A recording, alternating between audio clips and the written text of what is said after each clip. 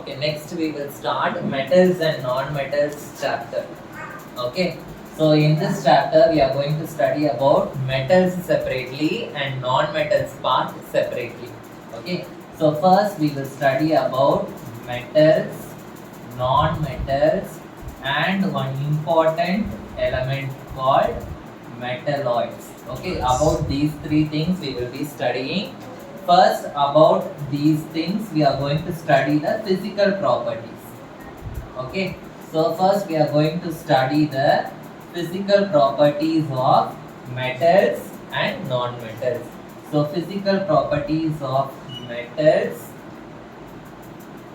and then physical properties of non-metals. Physical properties of metals and then physical properties of non-metals.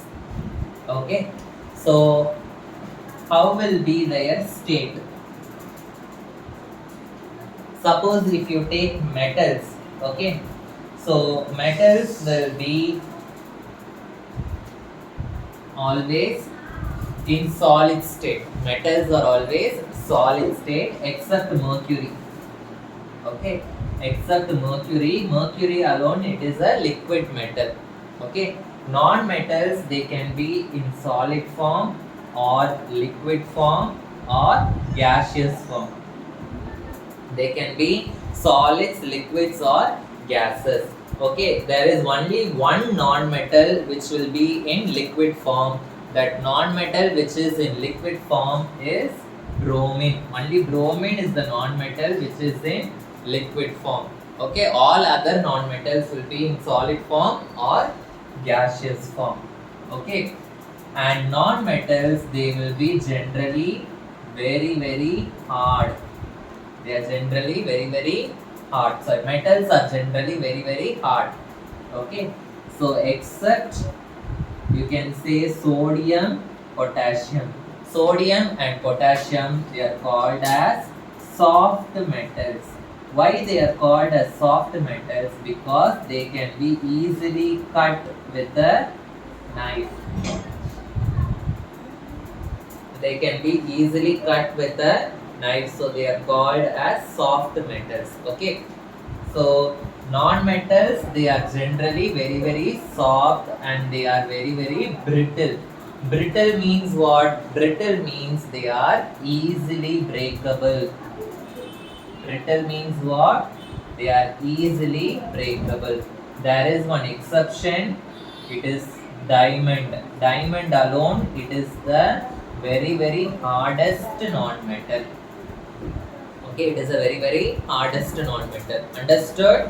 So the next one is conductors or non-conductors. So metals, they are very good conductors of heat and electricity. Metals are all very good conductors of heat and electricity.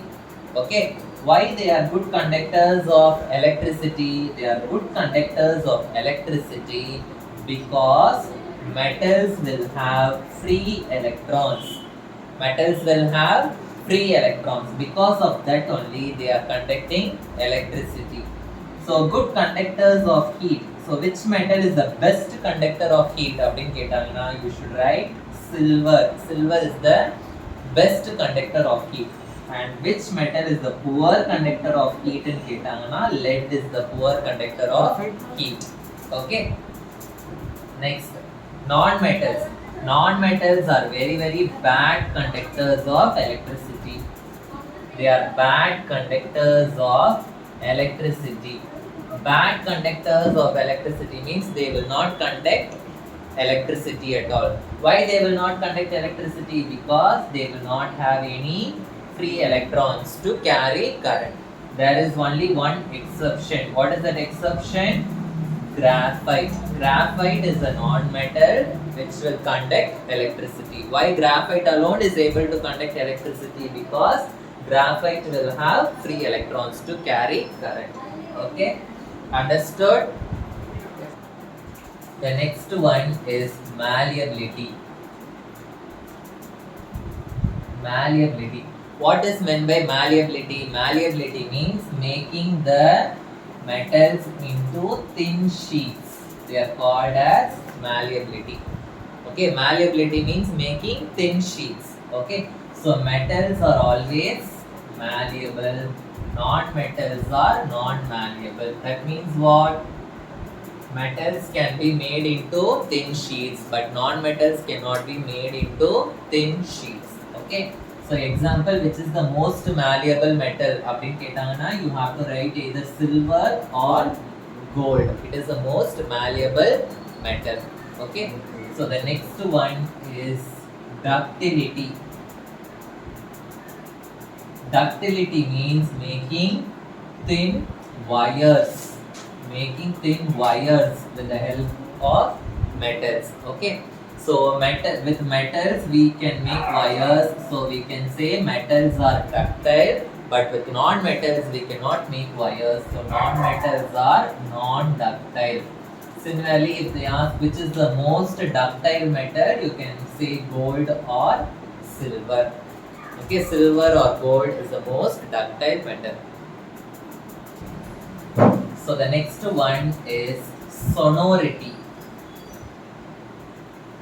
Sonority means if you strike that, okay, you will get a sound. If you strike the metals or non-metals, you will get a ringing sound. Okay, so sonority means what? You will get a ringing sound, that is called as sonority. Okay, so metals, if you strike, it will make a ringing sound. So we can say metals are all sonorous, but non-metals are non-sonorous.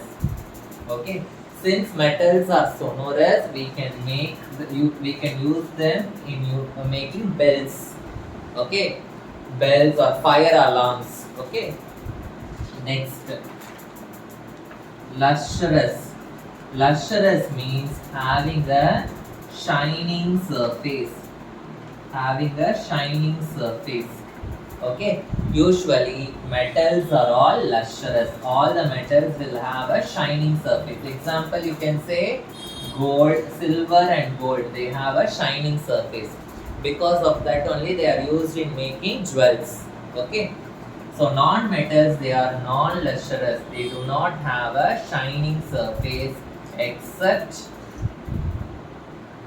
iodine. Iodine alone, it has a shining surface. Iodine alone is a lustrous non-metal.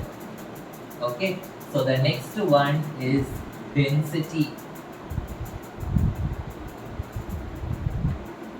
The next one is density. Okay, density, metals are having more density. Metals are having more density. Okay, so which metal is having highest density means you can say iridium. IR. This metal has the highest density. Non-metals, they will have very less density. Density means what? Packing. Okay, so more atoms will be packed together in metals. Okay, but in solids and non-metals, the packing will be very loose. Okay, that is what is called as density. Okay, so the next one is melting point and boiling point. Melting point and boiling point. Okay, so metals have very high melting point and boiling point. Very high melting point and boiling point means what? They will not melt easily, they will not boil easily. Okay, so that is why we will call they have very high melting and boiling point. We have some exception here. What is that exception? Cesium. Okay, the symbol is Cs. And gallium, the symbol is Ga. These two metals will have very low melting and boiling point. If you keep them in your palm itself, what will happen? It will start to melt. So they will melt with the heat of the palm. They will melt with the heat of the palm. Okay. So, but non-metals will have very low melting point and boiling point. Very low melting point and boiling point. Clear? These are some of the physical properties of metals and non-metals. Okay, so some more properties we will see. Tensile strength. The next one is tensile strength. What do you mean by tensile strength? Tensile strength means the ability to withstand a force. Ability to withstand a force. What do you mean by ability to withstand a force? Suppose if I take a metal and if I take any metal, okay, iron metal, if I put some force, if I press it, if I put more force, it will withstand the force, yes or no? But if I take some plastic or rubber and if I put some force, what will happen? It will not withstand the force. So metals will have more tensile strength, they will have more strength to withstand the force, but non-metals will have less tensile strength, except diamond. Diamond alone is the strongest non-metal. Okay, so apart from this, you must remember few things. Okay, apart from this, what and all you have to remember? Metals, usually it will lose electrons. Metals, it will lose electrons. What about non-metals? Non-metals will gain electrons, or some non-metals like carbon, they will share electrons. Okay, they will share electrons. Metals will lose electrons, non-metals will gain electrons or share electrons. Similarly, metals, okay, the metal oxides are all basic in nature, okay, and non-metal oxides, they are acidic in nature. Metal oxides are basic in nature, non-metal oxides are acidic in nature. Okay, clear? So in metals we have free electrons, in non-metals it will gain electrons. Understood? Clear? So the next one we will see what is metalloid. Metalloid means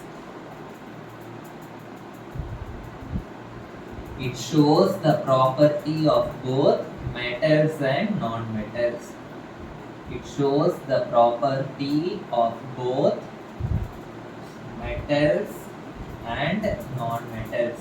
It will show the properties of both metals and non-metals. They are called as metalloids.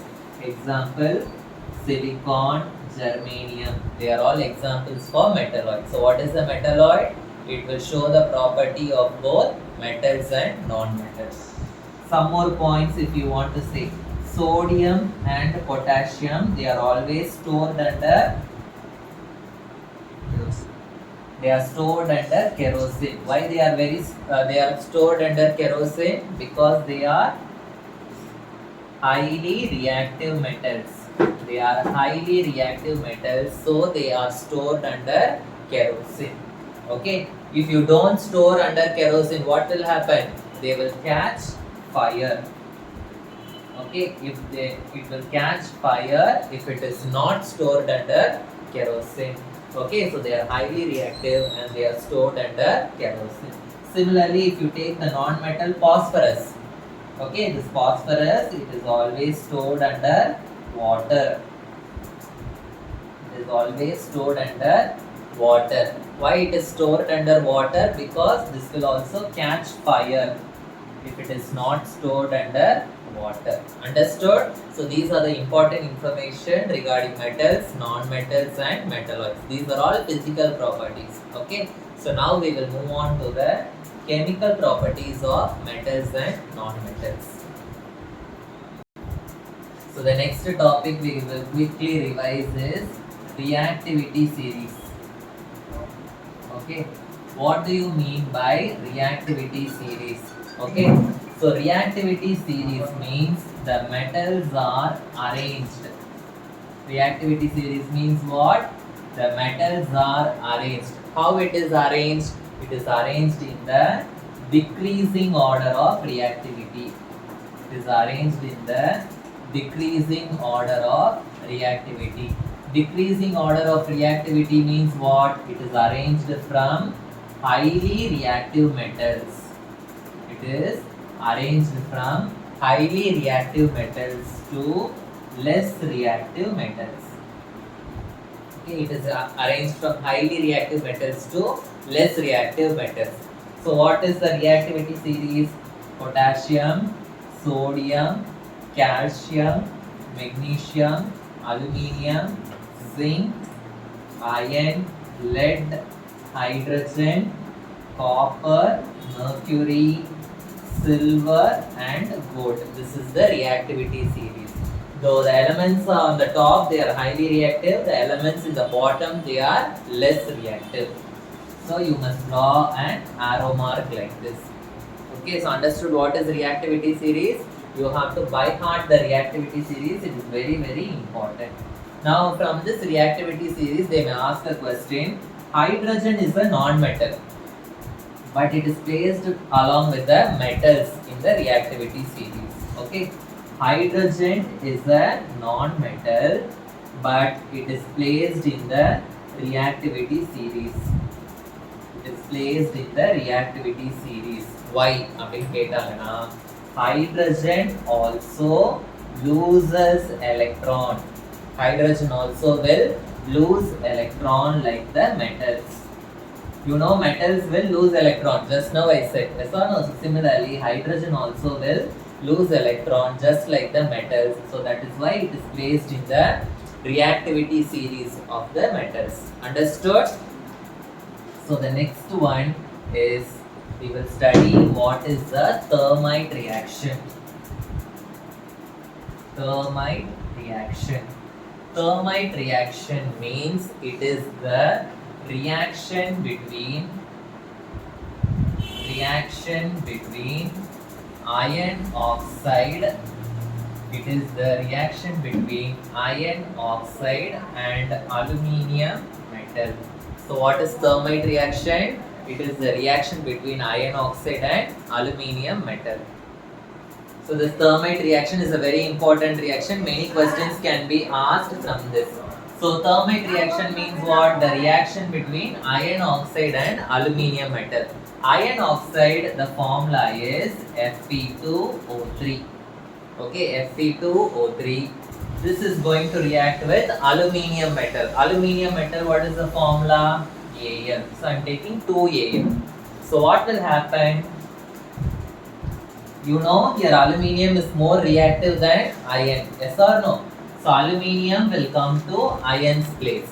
So what you will get? Instead of Fe2O3, I will get Al2O3 plus this. How many Fe is there? 2 Fe is there. That will go outside as 2 Fe. And during this reaction, a large amount of heat is released. Okay. So this is called as thermite reaction. Okay. So which compound of iron reacts? Which compound of iron is used in thermite reaction? Which compound of iron is used? Fe2O3 is used.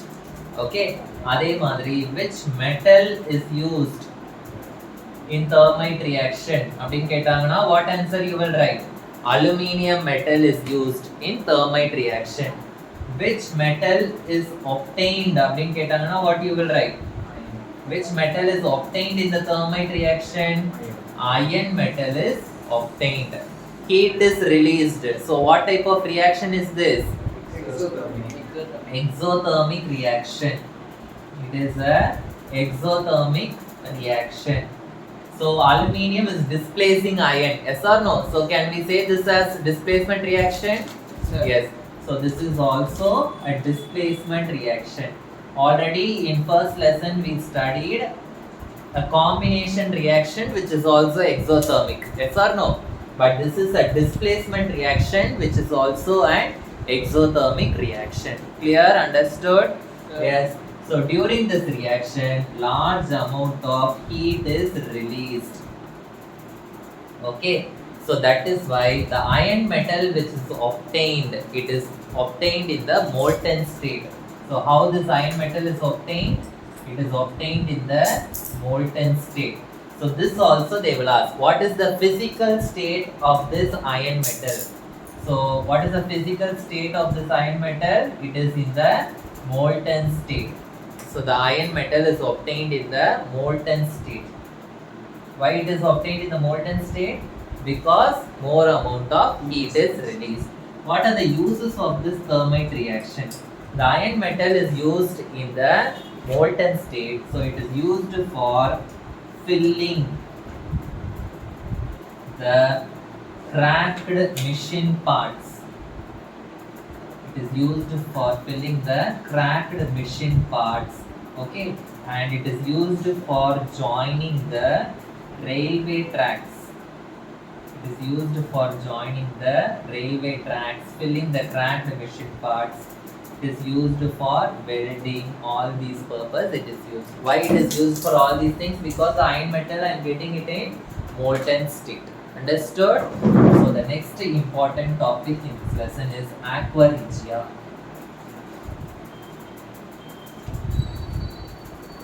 Okay. Aqua regia. Aqua regia means it is a mixture of concentrated hydrochloric acid and concentrated nitric acid. What is aqua regia? It is a mixture of concentrated hydrochloric acid and concentrated nitric acid. How many parts of hydrochloric acid will be there? 3 parts. How many parts of nitric acid will be there? 1 part. So concentrated HCl and concentrated HNO3, they are in the ratio 3:1. So this is a very, very corrosive liquid. Corrosive liquid means it will cause corrosion. That's corrosive liquid. Okay, and it is a very, very fuming liquid. Fuming liquid means what? Poga வந்துட்டே இருக்கும். That is what is called as fuming liquid. For what it is used? It is used to dissolve metals. What type of metals? Less reactive metals. It is used to dissolve metals like gold, silver, platinum, etc. Okay, so it is used to dissolve all those things. So the next one is alloys. What is alloy? Alloy means it is a mixture of metals, or it is a mixture of a metal and a non-metal. What is meant by alloy? It is a mixture of metals, or it is a mixture of metal and non-metal. So what type of mixture is this? You have studied in 9th standard, there are 2 types of mixture, homogeneous mixture and heterogeneous mixture. So these alloys are homogeneous mixture. They are homogeneous mixture of metals, or they are called as homogeneous mixture of metals and non-metals. Okay, this is what is called as alloy. So you must know some alloys and what is present in that alloy. They may ask in 1 mark question. For example, if you take brass, this brass is an alloy of copper and zinc. Okay, suppose if you take bronze, bronze is an alloy of copper and tin. Sn means it is tin. Okay, next, solder is an alloy of lead and tin. Solder is an alloy of lead and tin. Okay, if mercury is present in the alloy, Hg means what? Hg means mercury. If mercury is present in any alloy, if mercury is present in any alloy, we will call that alloy as amalgam. We will call that alloy as amalgam. Okay. Why we are making alloys? Why we are not using the metals as it is? Why we have to make them into alloys? Because alloys will not undergo corrosion easily. Metals will undergo corrosion easily, but alloys will not undergo corrosion easily. Okay, alloys do not undergo corrosion easily. Okay, and alloys, they are very stronger than metals. They are very stronger than metals. Understood? Clear? So what is alloy? What are the components present in the three important alloys? If mercury is present, it is called amalgam. And why we have to make alloys? Why we are using alloys instead of metals? Okay. So with this we are completing some important concepts. So chemical properties of metals and ionic compounds. In the next video we will